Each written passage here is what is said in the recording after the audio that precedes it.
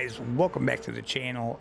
So before we start the video, there's just something I kind of want to address.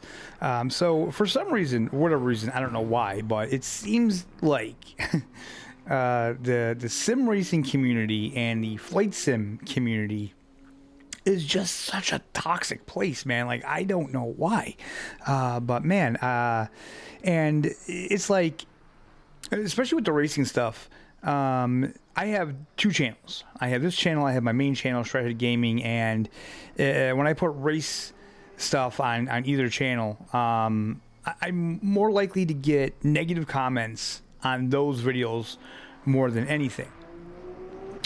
So, you know, I'm taking like a stupid kind of risk with this channel because I'm not a good sim racer. I'm a novice, and if you really think about it, there's not a lot of YouTubers that are novice, like really super beginners at sim racing, to the point where, like, I don't even race online.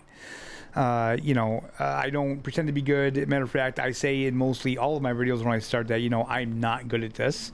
This is kind of a way for me to just chronicle my venture into it whenever I start to really take it seriously.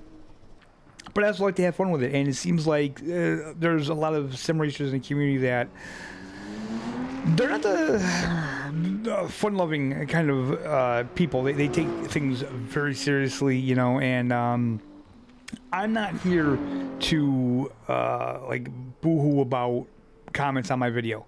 Please understand that I'm a YouTuber. When I got into this, I knew very well what I was in for. Not even like this channel, not for racing stuff. I mean, just YouTube in general. You know, the internet just brings out the worst in people for whatever reason.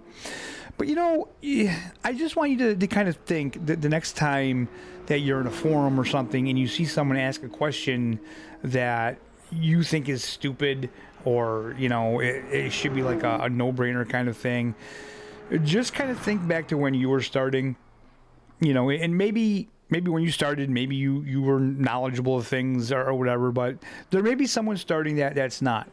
And also, you have to realize that sometimes when you're online and you see someone ask a question that you think is just really stupid, kind of put in the back of your mind that this may be a young person. This may not be, you know, an adult. Just because you're like a 45-year-old man enjoying this hobby, it doesn't mean that everybody is in the same age bracket as you. So, you know, you might be talking to like a 15-year-old that wants to get into it and doesn't know the answer and doesn't have anybody to ask. And I think there's a kind of mentality of, you know, well, I didn't have anybody to help me when I started. Nobody offered to help me, so why should I help you? I'm not going to help anybody. You know, figure it out yourself, learn yourself. That's what I did. And, you know, look at, we've all been there with certain things like that, right? But it doesn't mean that you can't break that cycle. It doesn't mean that you can't be the one to be the decent person and say, you know what, yeah, I'm going to help somebody, you know, because it takes so much less effort to be nice than it does to be a dick. I'm just going to throw it out there. You know what I mean? So it's like, people may not like that. You know, nobody likes to be called a dick. But literally, that's what you guys are. When you guys, you know, treat someone that way, just over asking a simple question, literally you can just not answer, or you can just, you know, be nice and maybe give a correct answer. You know, we all make choices. And you can choose to be nice, or you can choose to be a dick. You know, the choice is yours. I hope you guys all choose to be nice, though, because it's a lot better. I mean, it just makes for a better community if people are cool with each other. You know, it might just be like Facebook and YouTube thing. It might just be that those two platforms bring out the worst in people. I don't really know, but those are the platforms I see the worst of it in. YouTube, it's not that big of a deal. You know what I mean? You're not really being rude to anybody but the content creator. And again, like I said, me personally, if you're really rude, you just get hidden from the channel. It's not that big of a deal. Like, I don't need to put up with it. People that watch my videos, they don't need to put up with it. And it's not that, ooh, I'm sensitive to it. Like, I don't care, but I just rather not have the negativity. There's no reason for it. Now, with that being said, if anybody wants to leave constructive criticism in the comments, please. That's fantastic. You know, help somebody out. If you got tips, give tips. You know, but yeah, there's just no reason for it. No reason why I brought that up is because I see it a lot, and I always think, like, you know, how many people get discouraged from that? You know, out of all the people that will sit there and go, well, fine, I'll figure it out myself. How many other people go, you know what? I don't want to race with people like that. Like, these are communities that I'm going to be in. These are people that I'm racing against, and they're acting that way. You know, why even bother? So people may, you know, drop out of it because of that. You never know. And it's the same thing with the flight sim community. Trust me, it's the same thing over there. It's like everybody feels like they're a real life pilot, and if you do one thing in the game that's wrong or different, or you did it wrong, oh my god, it's like a whole big freaking production. So yeah, I really just want to say, you know, just try to be nicer, try to do better for people in the community.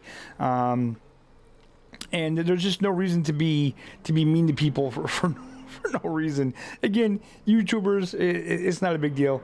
You know, it just goes off our back. We don't care either way. I'm not saying this for me. I'm just saying this for other new people that are getting into it, that you know, are just asking for a little bit of help. All right, with that out of the way, let's go into the patch notes here for this update. So let's talk about what they added. They added content. This is the third and final DLC for the ELMS pack. This is pack 3. It comes with Barcelona. It comes with the, what kind of car is that? A Dukine D09 LMP3. I apologize, guys. I've literally never heard of that before. They added the Genesis GMR-001 hypercar free to all players. So that's a free car. We're going to be checking that out in just a little bit here. They added the WEC National International Service Zone layouts. WEC, I don't know why I said it that way. They added haptic feedback for true force and general force feedback for other devices, so that's pretty cool for people that have those devices. They can finally use those. Guys, they have a ton of fixes and stuff in here. They reviewed loading performance with gains of around 20% expected. I see it in some tracks. Some tracks I don't. I don't know if it's the type of thing where you have to load in a track first. You have to see it. I know so far Monza, Imola, and Le Mans. I think those are the three tracks that we race on in this video. They get to about 56 to 60% loading, and then it loads in completely. So definitely faster. Still, in my opinion, a little slow for SSD. I would like it to be a little faster than that, but they're improving. Game updates. They got changes. They got fixes to the championships online, custom liveries, driver swaps online. They got fixes to engine and tech, added various new length values to plugin system, improved ELS, improved sensitivity of, I don't even know what these things are, various optimizations to help improve loading times, again under engine and tech. Gameplay, adjusted real road profile ranges so that lower profiles have more grip. Fixed partial outlap at Sebring causing incorrect fuel. They fix things with the HUD. They have input stuff, localization. They fix an issue where multiple clients connecting with the same name can cause issues in the netcode. Physics, they updated the BOP system, allowing for easier, more flexible updates. There's a ton of stuff in here. I will put the link to this in the description below. I just want to go over a couple key things with you guys. Oh, wait a minute. They did add something to Paul Ricard. Let me go back up and see that. They added 4 extra Power Card layouts, 1A, 1AV2, 1AV2 Short, and 3A. I don't have any of those. I have all of the DLC except for the ELMS stuff that I will be getting shortly. So that's all I wanted to say about that. Those are the patch notes. I got my little public service announcement out of the way. Let's get into the game. Let's check out the Genesis and see what we do from there. The jibber jabber from before out of the way. I'm going to do something stupid. It's like just what we talked about. You know, I'm a novice and I'm I want to do this channel where I'm not going to be afraid to do things that I'm not good at. So we're going to take this new car out on the Le Mans track. I have done this before. I have practiced on this track. It hasn't been in a long time, but it is a fun track. I know that there's some spots on the track that I'm going to really suck at bad, but we're going to try it. So this is the Genesis, new Genesis hypercar around Le Mans, and then after this, we may do a different car, maybe one of the GT cars to see how they're performing and how the force feedback feels. I know that there's a lot of people that said that with this update, the force feedback has not been good. So I don't know why. I don't think they've said why.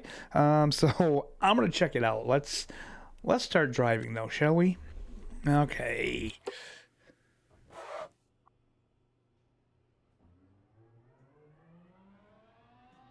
Okay. So, again, I'm not sure that I've ever driven the hypercars.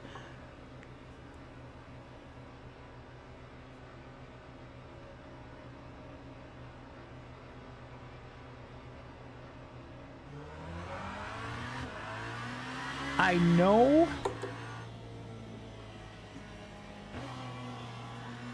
I was practicing with the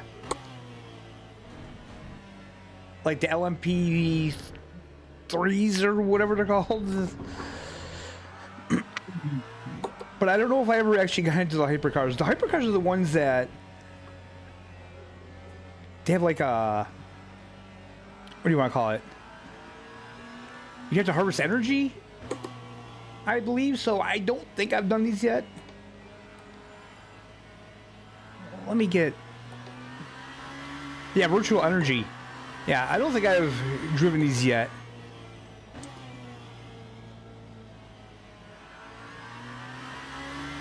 So far, so good. I'm gonna say... it doesn't, but it almost feels like it's got ABS on it. The braking doesn't... I'm not having an issue braking like I did with the LMPs. Unless it's different in these. Like I said, it could very well be. Whoa, okay, that's a little rough.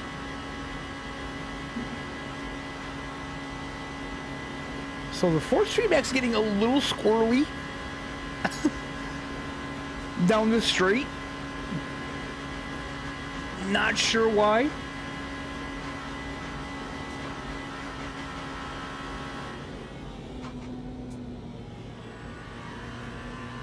Okay, I have to...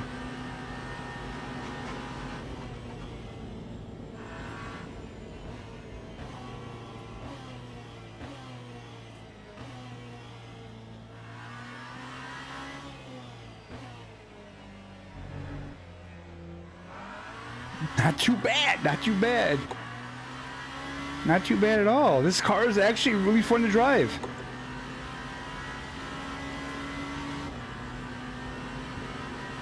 I don't know what happens to it when you hit 6th and 7th gear.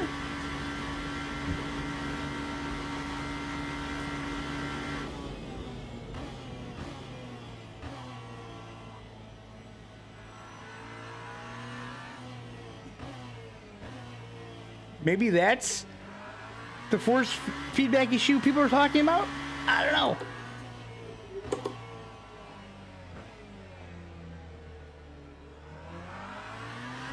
I don't feel like this car is bad to drive. I'm having fun with it.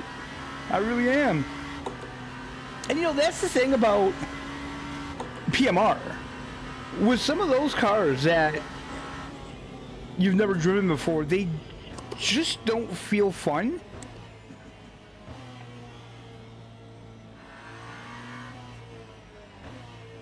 I mean, like, what this car feels like, I have to learn to drive it. But it's not impossible for me to drive. I'm not getting around the track.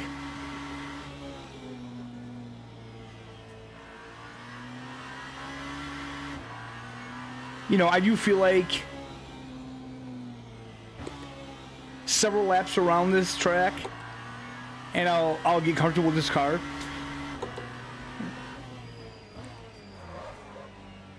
That was my fault. This section is always a bitch for me. It really is. That last little area there. But I like this car. She's really fun to drive.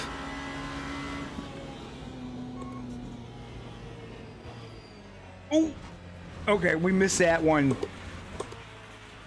We missed that horribly. But like with LMPs,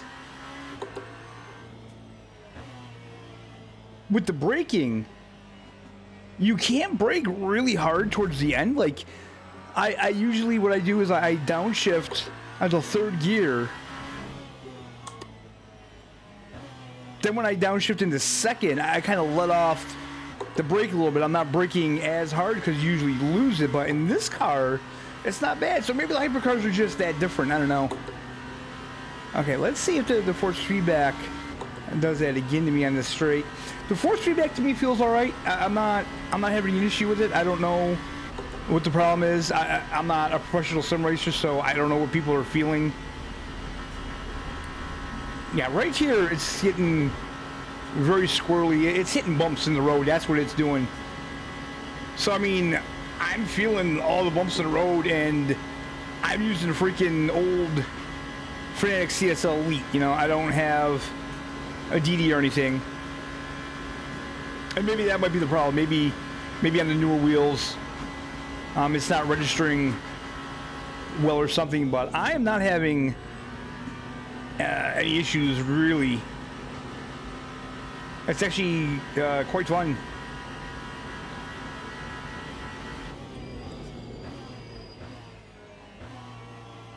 But then again, whoa, okay.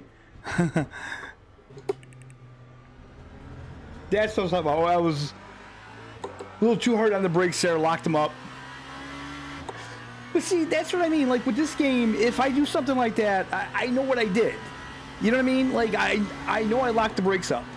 Sometimes with PMR, you'll spin out and you literally just have no idea what the hell happened. It felt like you were easy on the brakes. It didn't feel like you did anything wrong.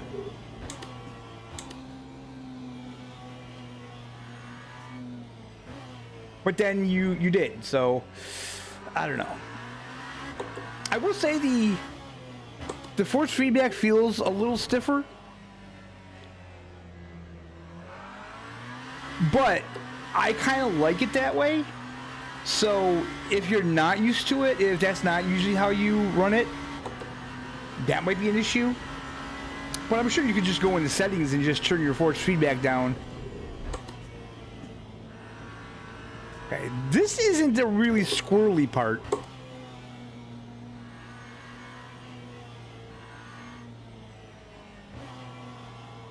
I'm gonna try to do this last part this time. Hopefully do it a little better,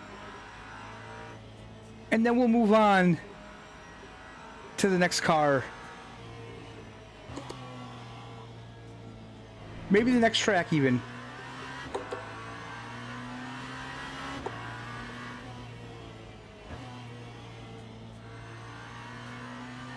This is a weird...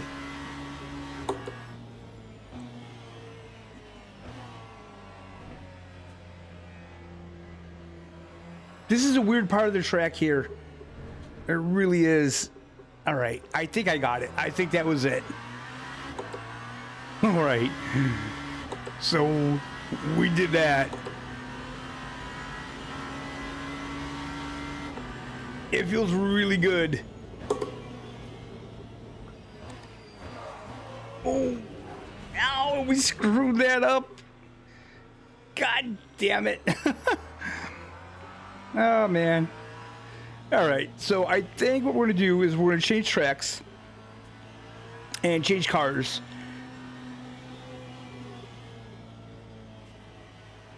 and see what happens from there. All right, so we're going to be taking the BMW M4 LMPGT3 out on Imola. So I've done Imola. I've raced around Imola in the F1 game. With the F1 game, I always had the line on and stuff like that. Like, honestly, with that game, that's the game I play just kind of for fun. That I want to be like an F1 driver. You know what I mean? I think it's because it's a sports title.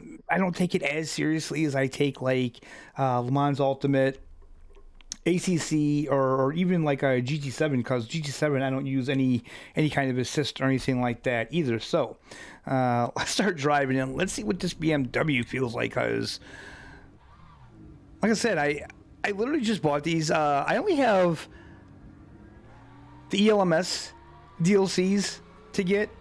There's only 3 of them, so I'm going to work on getting those, and then I'll have all the DLC content. But again, it doesn't really matter to me, because I don't do online racing. I'm nowhere near good enough for that yet, and I'm not trying to screw up anybody's races. Like, I understand that the time that goes into these practicing and stuff like that, to have some, inexperienced person kind of coming in rooting for you, which, like, I do understand that you got to get experience. Whoa. Okay, wait a minute. Hold on. The force feedback for this car is really tight. It's really stiff. Like I said, I'm not quite used to this track, going around it with no line, so you have to bear with me.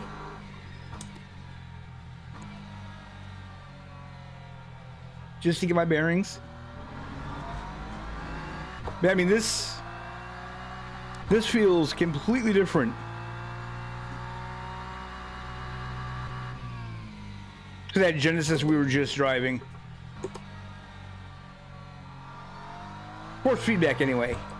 I mean, obviously the car is going to feel different. It's a GT3 car. It's not a hypercar.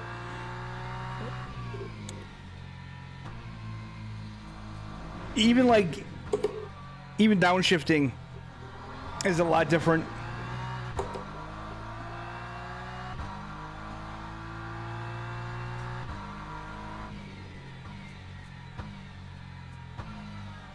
See, I remember the turns on this track, but I've never done this without a line.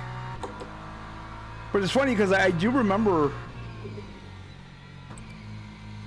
where some of these turns were.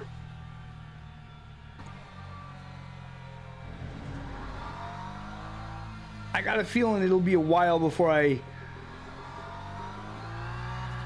get around this track fast, though. So one of the things I see people kind of not happy with this game is the graphics. And like, for me, honestly, I would say for me these graphics are like a status quo for a game nowadays.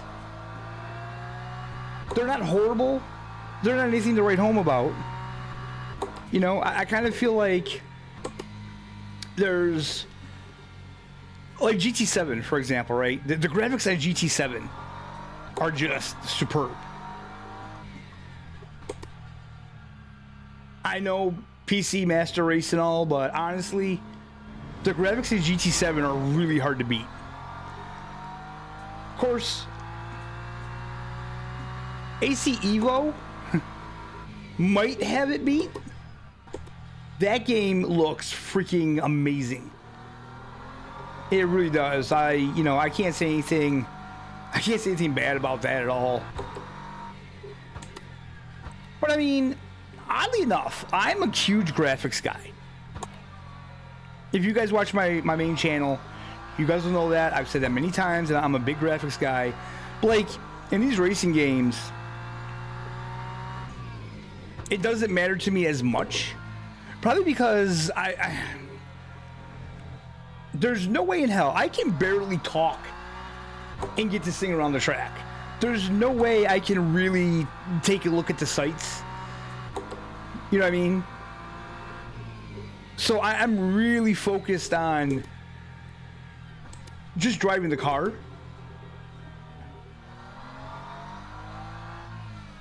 So I mean, if the graphics are decent, I'm fine.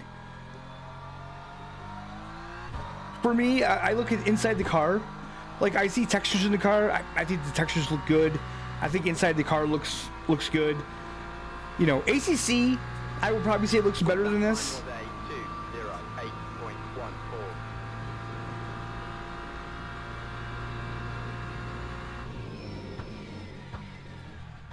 But at the same time, I don't think the graphics are horrible.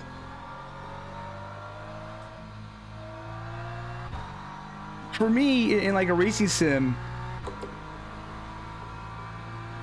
I want the graphics to be kind of like a secondary, right? Like the most important thing is how these cars drive. That's the big thing to me.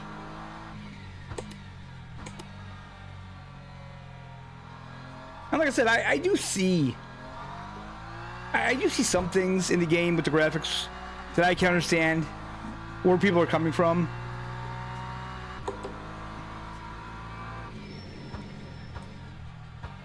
But I really think that the game, the driving, is just so good that it doesn't bother me. It doesn't bother me in the least.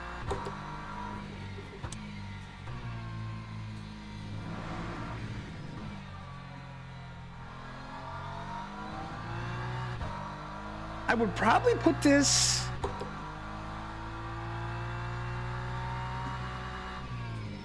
maybe just above PMR in the graphics. So that Giants engine, like, the physics I feel is impressive in that game for that engine. But yeah, the graphics are definitely a lot to be desired. So yeah, overall, this car, I can definitely tell there's a change in the force feedback. It's so much stiffer. The wheel, it really is. Like, if I'm not... 203.45.